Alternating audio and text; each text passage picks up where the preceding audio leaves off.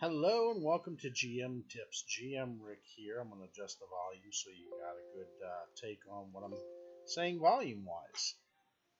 Welcome on this wonderful GM's Day and happy GM's Day to every one of you who are GMs.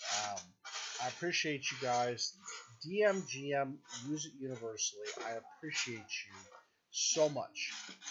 If there were not DMs and GMs in this world, we would not have tabletop gaming. At the end of the day, someone always gets that role. Someone always has to be the DM or GM, and I love it for you long-termers who have taken up that role and who have never given up or swayed, even though you may be players at times. You have been the strong bulwark that makes gaming stable for new gamers and existing gamer groups. Thank you for those of you who volunteer at cons, at shows, at local comic stores and gaming stores and collectible stores. Thank you for all your hard work. I know it's a thankless job so often, and I just want to make sure I give the praise due to each of you. For those of you just starting to DM and GM, thank you for doing it. Thank you for taking on that task and willingly overcoming your fears, because I know it is. All of us have stage fright when we start out as DMs and GMs, and I appreciate you for overcoming that and seeing the joy that it is to be a DM or GM. So, I put this background up, otherwise you've got a large black background with mine. Unfortunately, I do these so I tape my sessions as well on Fantasy Grounds. And so today I want to open up the discussion to the qualities that make a great GM for GM's Day. And there are so many of these. Let me tell you, there is no small quantity of what I consider to be characteristics of a great GM. Watto Jeff on Twitter shared some just super ones. And real quick, I'm gonna hit a couple ones of his because I think he covers a lot of it in what he says in his thank you to me. And this is a DM's oath, but really it could be the GM's oath. It doesn't matter. DM, GM, this is the oath that we take when we decide to become a DM or GM long term. The first one is I will run the game, not the players or the characters. A great GM, a great DM, does not run the characters or the players.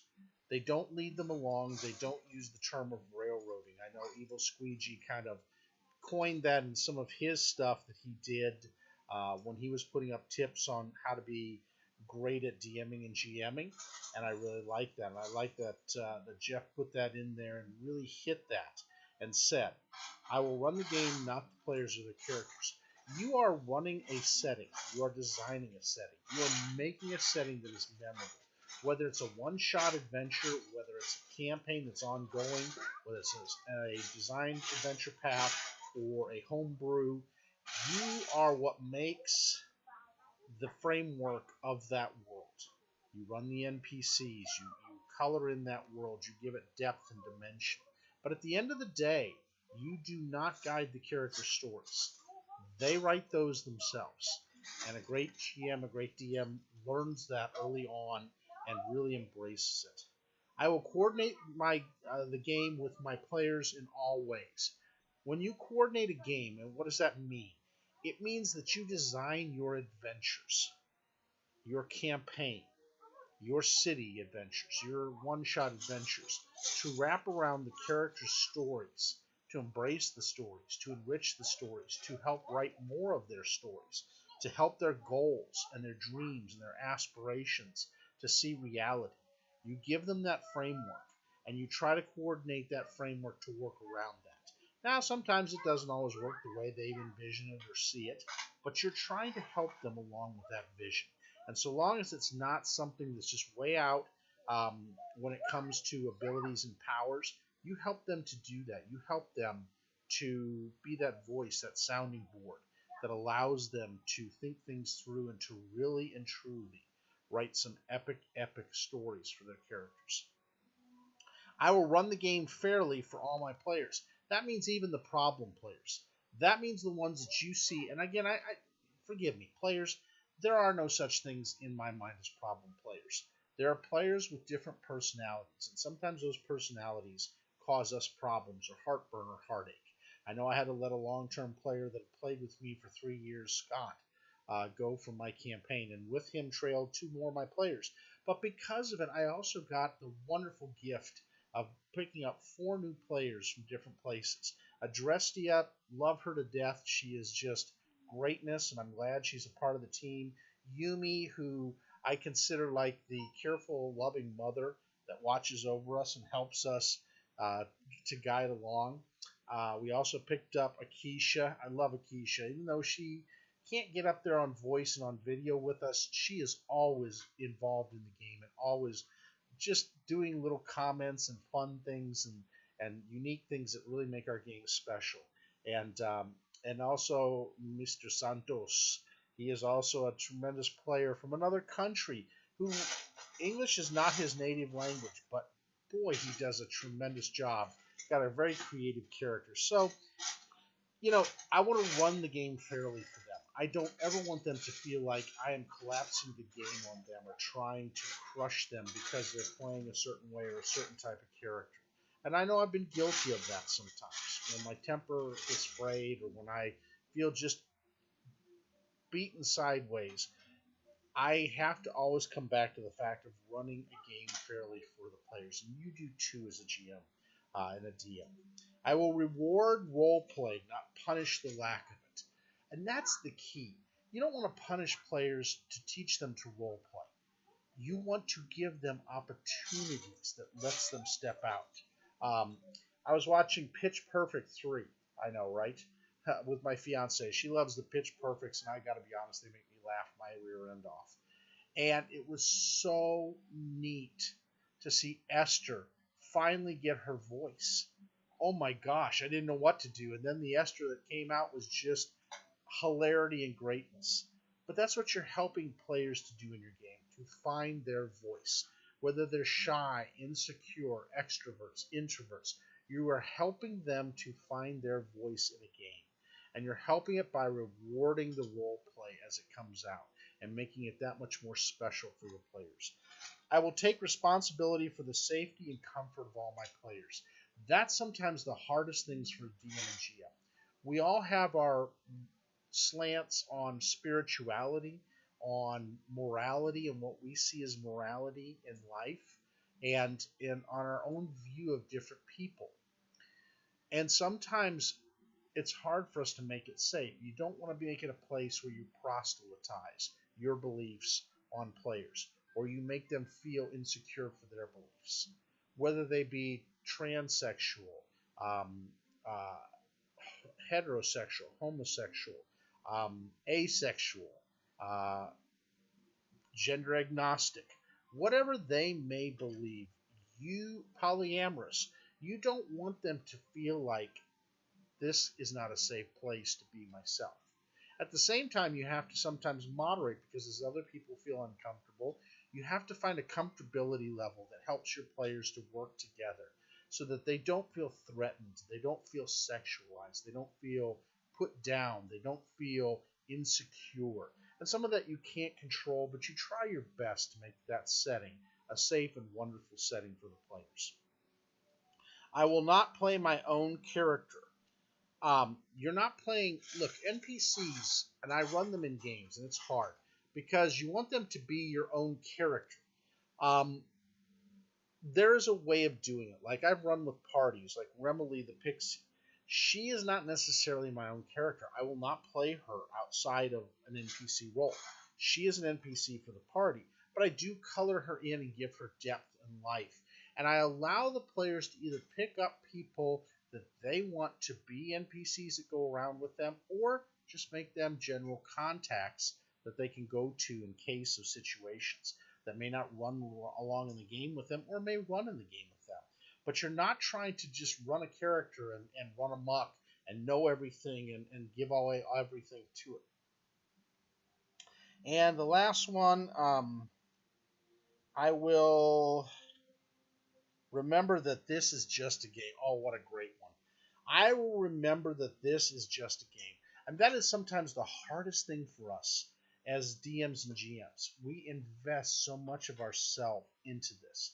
And young DMs and GMs, you will do this too.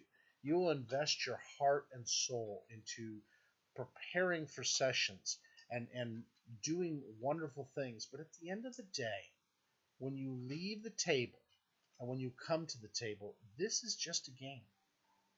It is no more than that. Don't get bent sideways. Don't start name calling. Don't belittle players. It's a game.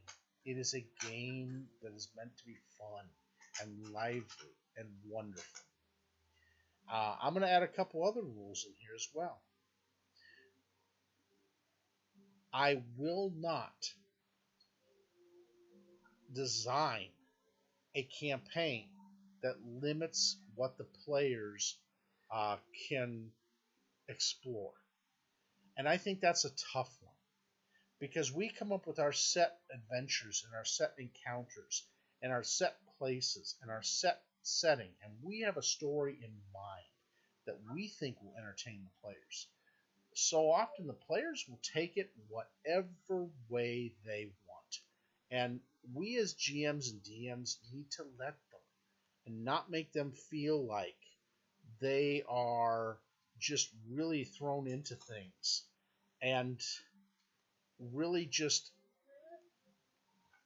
pulled in one way or the other and can't go any other direction. I have always, in the past, I would say 12 years, allowed the players to go whatever direction they want, to take the story whatever way they want, to, if they want to go after the main antagonist from the very set point at first level, that's up to them.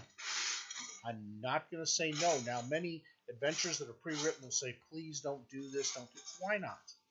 Why not? Yes, they risk losing their very existence, but it is their choice. It is their world. It is their story. Let them have some sway as to writing it. A great GM and DM does not give in to every whim of their players. Yes, we want to allow them creativity and creative license to go the directions they want to go, but there's also boundaries. It's like raising a child, like this beautiful little girl I have. Ah, I see. 2 matching Legos, but different pinks. Different pinks? They are. This little munchkie right here, I allow her the bandwidth to do things, but there are boundaries. And you have to enter in some boundaries, whether it's physical, whether it's monetary, whether it is what they are able to do power-wise in the beginning. You have to kind of let them build up. If you think about it, I was watching, what was it called? The Warrior Gate. Enter the Warrior Gate. It was kind of an interesting little thing off of Netflix that Bug and I watched. One of the things that they showed in the beginning is he ran away and couldn't do anything to save his life. But then the warrior set him up by telling him what was most important to learn.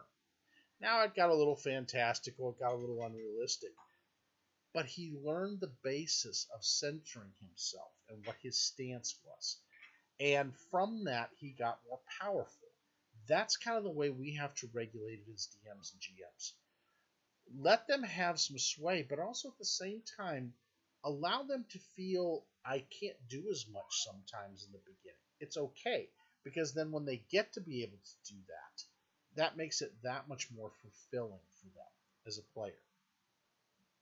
So these are some of the things as I'm looking at this today that I'm thinking about. And I really appreciate thinking on this subject because it's not about getting on Twitch. It's not about getting on YouTube. It's not about doing everything that we do. Hey, for the first 20 years of my life, I didn't do a lot publicly to jump in and do a lot DMing-wise. I did some, but I didn't do a lot. Now, a lot of what I've come with these videos, telecasting my games, broadcasting them out for you guys to see, and ladies, it's part of that came from my desire to make gaming that much more fun and accessible. and seeing that there are a lot of people that don't get that joy and sometimes live very vicariously through our sessions and through our times. And I love that about them. And so think about a little bit as a DM and GM that we really do write the game story for the players and make it special for them. So happy DMs Day and GMs Day. I just want to take a little bit of time to kind of give the oaths and what it means and what's special. And I'll end this out with saying this. GMing and DMing fulfills a part of my creativity. I love it because it allows me to let my creative side come out, and in a way that's constructive. Okay.